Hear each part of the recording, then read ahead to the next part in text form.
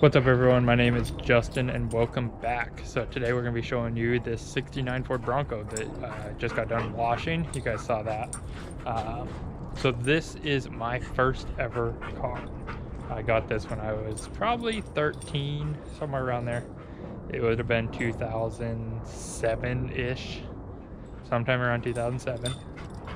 And we bought it out of Idaho. It's 69 Bronco, uncut in the back, uncut 302, was a 3-speed, has an automatic in it now. And we drove it for like a year, and my dad drove me around in it for about a year, and the engine went out on it. So we pulled the engine, brought it up to the machine shop. It had already been bored 60 over, so there's nothing we could do about it. So we found a new block out of another Bronco. A guy here local in Seattle was pulling the engine, so we got another engine out of another 69 Bronco, brought it up to the machine shop, and they bored that. So it's got a 302 bored 20 or 30 over. It's not numbers matching, but it's got a rebuilt 302, and it has a C4 automatic in it now. But it doesn't run. It was never finished. It's in really good shape. Original color is lunar green. It's got a little bit of rust here starting, and this rocker has Bondo in it. You can kind of see it starting to crack in here. Supposedly it was dented on the farm that it was at, but it's in really good shape. Original seats, I got the original back seat still. Everything's here. It's in really good shape overall. The top's not too rusty. They did cut a hole back there when it was on the farm. I don't know why, but they did. I have a plan for the roof of this, and I think that'll turn out really cool. But all original. I got the back seat in storage, so we got to clean the back out here so we can kind of get it all set back up. But this has been sitting since late 2000s, and we've kind of worked on it here and there. We got the engine rebuilt, put it in, it started once, and it just kind of keeps getting put on the back burner, and it's time to finish this one. It's time to get this one going. I say finished because we're starting on it, but it's time to get this one going.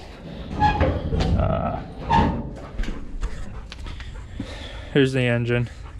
Paint's starting to flake off, so the engine, well, the body's coming off, so it doesn't really matter, but the engine needs repainted. Probably pull the heads, make sure the cylinders aren't rusted. If they are, we'll pull the pan, pull the rods out, clean up the cylinders, reassemble. But it's in really good shape. It's got a previous patch in both corners, just like every Bronco does. That's a Bronco thing. But we're gonna fix that correctly. We're gonna get all that cut out and do that right. This side, no rust is starting here.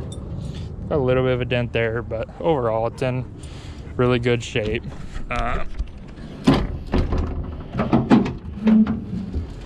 Tailgate's not rusted out.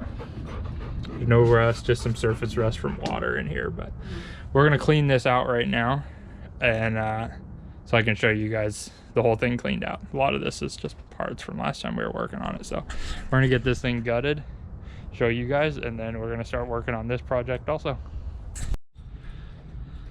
Okay, so we got the Bronco all cleaned out, cleaned, vacuumed. It's as good as it's gonna get for the time being. A couple things got to go back in. 3-speed has to go back in, radiator, fan shroud. That's just stuff that I really don't have room for right now, but it is clean. There's a little bit of surface rust here and there, no pitting whatsoever. Looks really good. So really happy with the inside. Granted, I have not seen the inside of this in 10 years.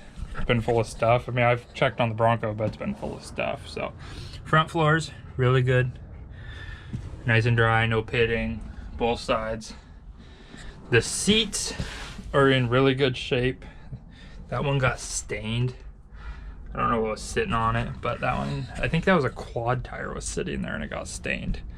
But the doors are really good. I know the doors are rusty inside because I had to pull that door panel off the other day because I got stuck in here. The latch wouldn't work, so I had to crawl across, open this door, pulled that panel off, and it's pretty rusty in there. But the plan for this, hop up in here. Dash is all good. The plan on this thing is a full restoration. At this point, this is the most valuable car I have, even though the Volkswagen's one of 400 and the Plymouth is a Mopar. This thing still is worth more than both of those combined.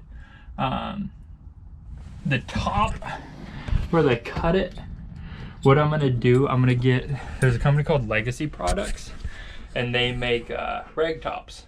And I'm gonna get their Bronco Rag Top Kit that will cut this whole top out and make a sliding rag top. And you can get whatever color you want. It comes with the headliner and everything. So we're gonna do that, and it should cover everything. There might be a little bit of a gap back there, so we may have to add on just in this back bit, but that'll be okay. But I really like the look of Broncos with the hard top. I think they look best that way. So we're gonna leave the hard top, but we're gonna put a rag top on the hard top, so you kind of get both worlds. It still looks that way, but in the summertime, top's off. It feels like the top's off.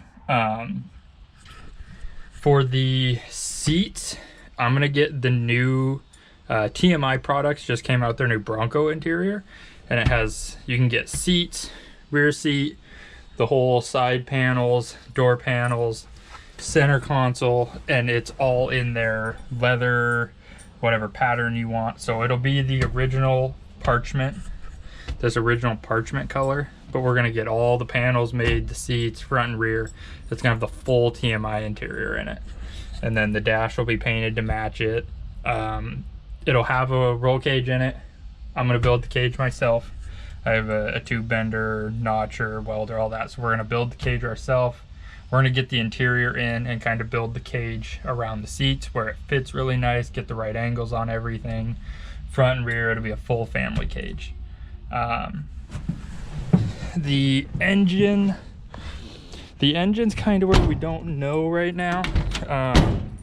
Then this is a rebuilt engine, brand new, 0 miles on it. It's had 1 start on it.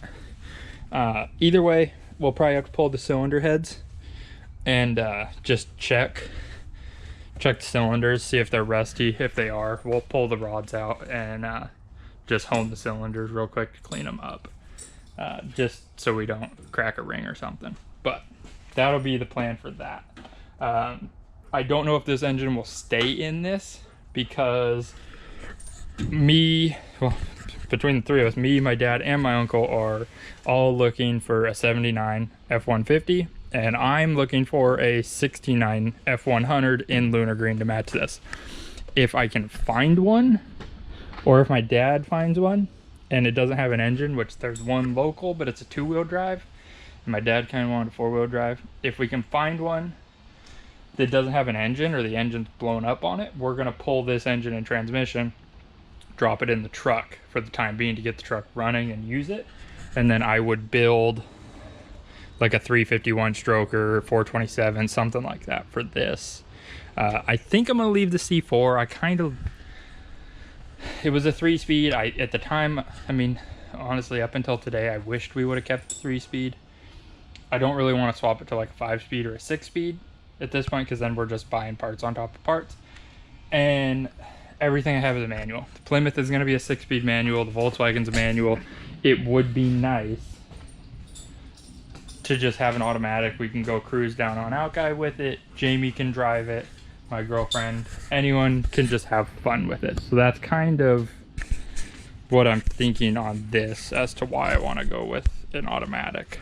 But the chassis, I was going to keep the original chassis just for originality because it's uncut, but I'm kind of leaning towards getting a Kinser chassis. They still appear stock, you know, still use all the stock suspension and stuff. Just, I don't have to worry about getting this frame dipped, cleaning the outside. It comes powder coated, ready to go. All you gotta do is bolt your suspension. I'm not gonna do their 4-link setup because I think it'll have too much lift for an uncut Bronco. Those are kind of meant for Broncos that are running, you know, 35s or bigger, and this thing's gonna have maybe 33s. Depends on what we can fit in the back.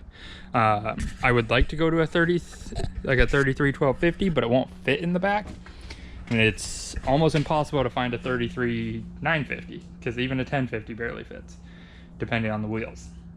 I may put a narrowed axle in it, front and rear. If I narrow the rear, I'm going to narrow the front just so it matches. I don't want different track widths on it. I want it to look right. And if I can narrow it just enough to fit like a 33 1250 flush with the fenders and not have to cut the back, that would be ideal, because this thing, it's not getting cut. Not cutting the rear quarters. But that's the plan on this, so stay tuned on it. This will be second to get done.